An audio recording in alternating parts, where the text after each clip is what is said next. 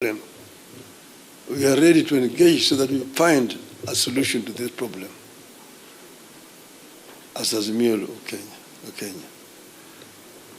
With those many remarks, Your Excellency, now may I have the pleasure to invite my brother, President William Ruto, to address you. Thank you. I think before I make, just hold on, before I make some remarks, I have listened very carefully to the leaders who have spoken, and each one of them has spoken passionately about the future of our country, as it should be. But let me ask my deputy to make a few remarks so that I can conclude. Mr. Deputy President.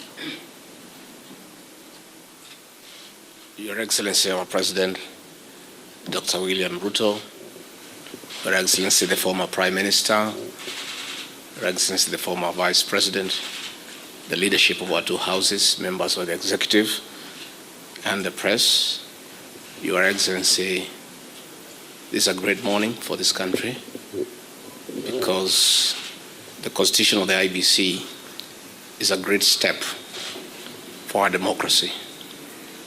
I want to thank you for the leadership that you have accorded this country in difficult times, and you are acceding to have the report that was bipartisan is a great step in the right direction in this country. In the situation we are in, we want to call upon the people of Kenya that violence begets violence.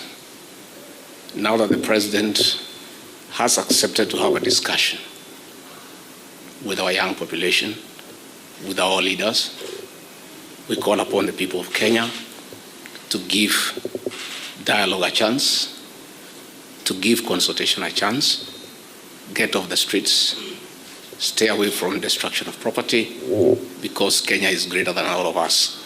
And I think, Your Excellency, you have the capacity to lead us in that direction where there is consultation and all Kenyans are able to agree on the way forward. With those few remarks, it's my duty to ask Your Excellency to address the country. Thank you. Thank you, Mr. Deputy President.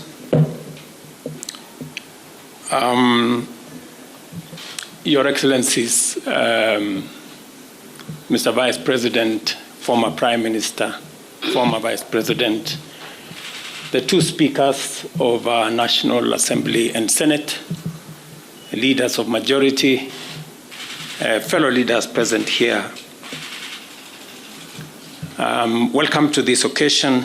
The National Dialogue Committee, established last year, resulted from the closing of ranks across the political divide to forge consensus on a number of priority national issues, including the reconstitution of the IEBC.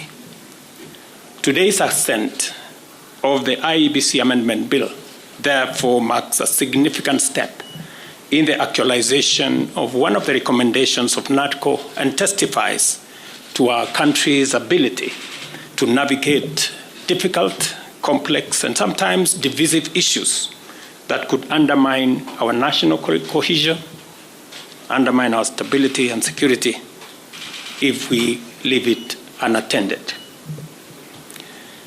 The signing of this bill paves way for the establishment of the selection panel for the appointment of IEBC commissioners. The IEBC remains a cornerstone of our democracy, responsible for overseeing regular elections at various levels, and on the overall, ensuring that our electoral cycle is managed transparently and administered in an impartial, neutral, efficient, accurate, and accountable manner. I concur with leaders who have said there must be professionalism and integrity as part of the cardinal principles of the men and women who will be charged with the responsibility of overseeing our elections. The spirit of NADCO is the spirit of unity, bipartisanship, and consensus building, values which have helped our nation overcome its most challenging moments. Even as I assent to this bill, I look forward to supporting and facilitating any other outputs of the national consensus that was NADCO to ensure that Kenya moves forward and with as many hands on deck as is possible. The leadership of Parliament, both on the majority and minority sides, have heard what the leaders here have said, and they should proceed with dispatch and expedite the other recommendations that are contained in the NADCO report and process the necessary bills and interventions that are necessary for us to actualize the output of that report. Beyond NADCO, we are currently engaged in discussions as a country about our economy. As we know, the country has faced a series of economic shocks, including COVID-19 pandemic, globally high interest rates, and devastating droughts and floods, events which have impacted negatively on our economy and our capacity to secure resources for development and to also meet our debt service obligations. In the last 2 years, we have put in our best efforts to mobilize domestic and external resources to accelerate our economic program, pull the country back from the danger of debt distress, and set us on a path of economic transformation. These efforts have strengthened the Kenya shilling, reduced fuel prices at the pump, and lowered the cost of living, including the cost of essential household commodities. This year, my administration presented revenue-raising measures through the Finance Bill 2024, which were aimed at not only consolidating the economic recovery program, but also propelling the country to the next phase of investing in key social and economic infrastructure projects to advance our development agenda and reduce on our debt burden. However, many voices expressed disapproval of these proposals, leading me to drop the bill and terminate the process. It therefore means that apart from the people of Kenya asking us to consider alternative means of raising revenue, which I agree with, there is general consensus that the country requires to confront and address long-standing priority national issues, including national debt, public expenditure, and anti-corruption measures, so as to release resources for creating opportunities, creating jobs, and creating wealth. As a way of charting the future from the current situation we are facing, I welcome all the leaders here, and I have heard what they have said this morning,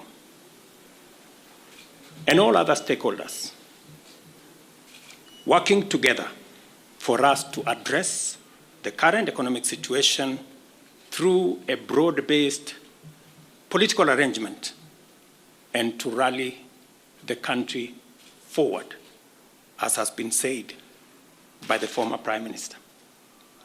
And therefore, Kenya, being the resilient people we always are, to come together and figure out the future of our country in a manner that makes sure that we address the existential challenges and threats that face our nation.